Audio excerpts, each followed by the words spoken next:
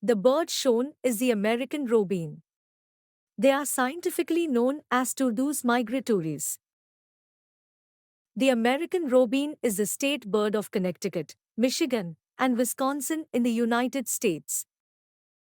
Although they are associated with spring, not all American robins migrate.